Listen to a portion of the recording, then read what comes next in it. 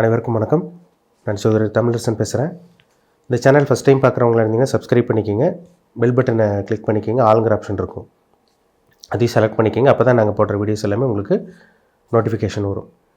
இன்றைக்கி நம்ம இந்த வீடியோவில் எதை பற்றி பார்க்க போகிறோன்னா, சனி திசை 19 வருட சனி திசை என்ன செய்யும், வரமா சாபமா, எந்த ராசிக்கு பார்க்க போகிறோன்னா காலபுருஷ தத்துவப்படி 3ஆம் ராசியான மிதுன ராசி நேயர்களுக்கு சனி திசை எப்படி இருக்குன்னு பார்க்கலாம். சரிங்களா?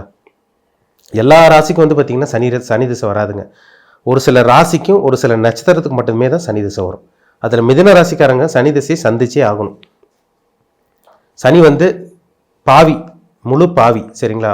9 கிரகங்களில் நவகிரகங்களில் முழுமையான பாவ கிரகம் சனி தான். ஆனால் ஒரு சில பேருக்கு சனி நல்லதும் பண்ணும். அது எந்தெந்த லக்னக்காரங்களுக்கு பண்ணும். ஏன்னா ராசி மிதுன ராசி. உங்கள் லக்னத்துக்கு பார்த்தீங்கன்னா அவர் நல்லது பண்ணுவாரா கெட்டது பண்ணுவாரா? ஏன்னா உங்கள் ராசிக்கு பார்த்தீங்கன்னா சனி யோகாதிபதி தான். 8ஆம் அதிபதியாக வருவார், உங்களுக்கு பாக்கிய அதிபதியாக வருவார். 2 in 1 உங்களுக்கு வேலை செய்வார். ஆனால் நீங்கள் என்ன லக்னத்தில் பிறந்திருக்கீங்க அதுக்கு தகுந்த மாதிரி சனி கூடுதல் குறைவாக உங்களுக்கு பலனை வாங்கி கொடுப்பார் உங்களுக்கு. சரிங்களா? மிதுன ராசிக்காரங்க பார்த்தீங்கன்னா நீங்கள் திருவாதிரை நட்சத்திரம், புனர்பூச நட்சத்திரம், அதே மாதிரி பார்த்திங்கன்னா நீங்கள் மிருகசீரிஷ நட்சத்திரத்தில் பிறந்திருப்பீங்க. மிருகசீரிஷம், திருவாதிரை, புனர்பூசம் இந்த 3 நட்சத்திரத்தில் மிதுன ராசிக்காரங்க பிறந்திருப்பீங்க. மிதுன ராசிக்கு பார்த்திங்கன்னா சனி 8ஆம் அதிபதியாக வருவார், அஷ்டமஸ்தானாதிபதியாக வருவார், உங்களுக்கு பாக்கியஸ்தானாதிபதியாக வருவார். பாதி நல்லது பண்ணுவார், பாதி கெட்டது பண்ணுற கிரகமாக வருவார், இருக்கிற இடத்த பொறுத்து. சரிங்களா? ஒரு சில பேர் மிதுன ராசி மிதுன லக்னமாகவே இருப்பீங்க, உங்களுக்கு சனி திசை வரும். நட்சத்திரத்தை பார்த்துக்குங்க, நீங்கள் என்ன நட்சத்திரம்னு பார்த்துக்குங்க. ஏன்னா பார்த்தீங்கன்னா நீங்கள் மிருகசீரிஷம், திருவாதிரை, புனர்பூசம் 3 நட்சத்திரத்தில் பிறந்திருப்பீங்க. மிருகசீரிஷ நட்சத்திரத்தில் பிறந்தவங்களுக்கு பார்த்தீங்கன்னா சனி திசை உங்களுக்கு 4வது சனி திசை வரும். பிறக்கும் போது உங்களுக்கு செவ்வாய் திசை முடிஞ்சு 2வது உங்களுக்கு ராகு திசை 18 வருஷம் நடந்து உங்களுக்கு 16 வருஷம் உங்களுக்கு குரு திசை முடிஞ்சு அதுக்கப்புறம் 4வது உங்களுக்கு சனி திசை வரும். திருவாதிரை நட்சத்திரக்காரங்களுக்கு பிறக்கும் போது ராகு திசை, 2வது உங்களுக்கு 16 வருஷம் குரு திசை, 3வது உங்களுக்கு சனி திசை வந்துடும். புனர்பூச நட்சத்திரக்காரங்களுக்கு பிறக்கும் போது பார்த்தீங்கன்னா குரு திசை, 2வது உங்களுக்கு சனி திசை வந்துடும். சரிங்களா? வயதுக்கு தகுந்த மாதிரி நட்சத்திரத்துக்கு தகுந்த மாதிரி தான் உங்களுக்கு வரும். எல்லா மிதுன ராசிக்காரங்களுக்கும் அந்த கரெக்டான வயசில் சனி திசை வராது. சரிங்களா? ஒரு சில பேருக்கு பார்த்தீங்கன்னா சின்ன வயசுலேயே வந்துடும். உங்களுக்கு பார்த்தீங்கன்னா 20 வயசுக்கு மேலே வரலாம், ஒரு சில பேருக்கு 15 வயசுக்கு மேலே வரலாம், ஒரு சில பேருக்கு 30-40 வயசுக்கு மேலே வரலாம். அது நட்சத்திரம் பாதத்துக்கு தகுந்த மாதிரி உங்களுக்கு சனி நல்லது கெட்டதை உங்களுக்கு பலனை வாங்கி கொடுப்பார். சரிங்களா? அது என்ன லக்னம், நீங்கள் என்ன நட்சத்திரம்னு பார்த்துக்குங்க. சரிங்களா? மிதுன ராசிக்கு பார்த்தீங்கன்னா நீங்கள் மிதுன ராசி மிதுன லக்னமாக இருக்கீங்க, உங்களுக்கு சனி திசை வருது. சனி 8ஆம் அதிபதியாக வருவார். இப்போ 8ஆம் இடத்துல சனி இருந்தால் அந்த 8ஆம் இடத்து பலன் தான் அதிகப்படியாக உங்களுக்கு இந்த சனி திசையில் கொடுக்கும்.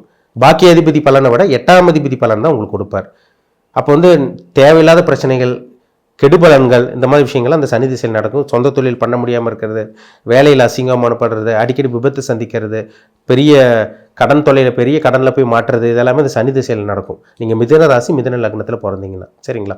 இது 9ஆம் இடத்துல சனி இருந்துச்சுன்னா, சுபகிரகங்களோட சேர்க்கை இருந்துச்சுன்னா அவர் 8ஆம் இடத்து பலனை குறைச்சி தான் பண்ணுவார். 9ஆம் இடத்து பலன் தான் உங்களுக்கு அதிகப்படியாக பண்ணுவார். சரிங்களா?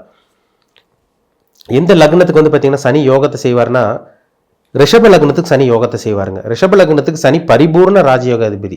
உங்கள் ராசிக்கு நீங்கள் ரிஷப ராசி அல்லது ரிஷப லக்னம், இல்லை நீங்கள் மிதுன ராசி ரிஷப லக்னம் அப்படி இருந்தாலும் உங்களுக்கு ஓகே தான். சரிங்களா?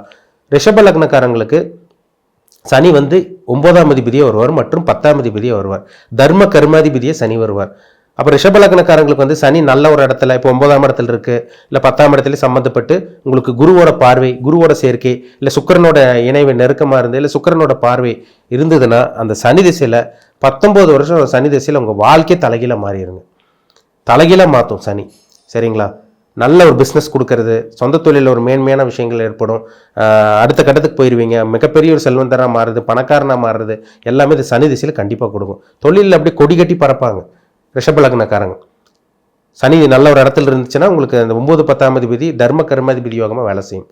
மிதுன லக்னக்காரங்களுக்கு சனி 8ஆம் இடத்துல இல்லாமல் இருந்து மற்ற இடத்துல இருந்தால் கூட நல்லது பண்ணும் உங்களுக்கு. சிம்ம லக்னக்காரங்களுக்கும் கடக லக்னக்காரங்களுக்கும் சனி பெருசாக யோகத்தை செய்கிறது இல்லைங்க.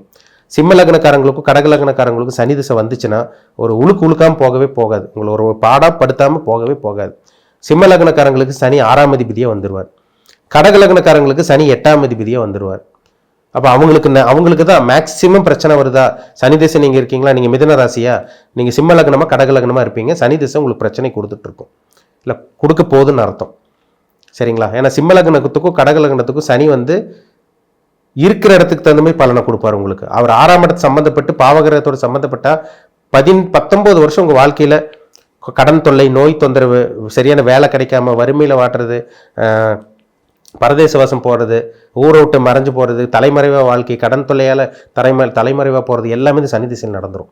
கடகலக்னக்காரங்களுக்கு உடலில் ஆரோக்கியத்தில் பிரச்சனை, அவர் 8ஆம் அதிபதி வந்துடுவார். அசிங்க அவமானம், சொந்த தொழிலில் விரயம், நஷ்டம், நம்பிக்கை துரோகங்கள், வீண் பழி எல்லாமே இந்த கடகலக்னக்காரங்களுக்கு சனி திசையில் கொடுக்கும்.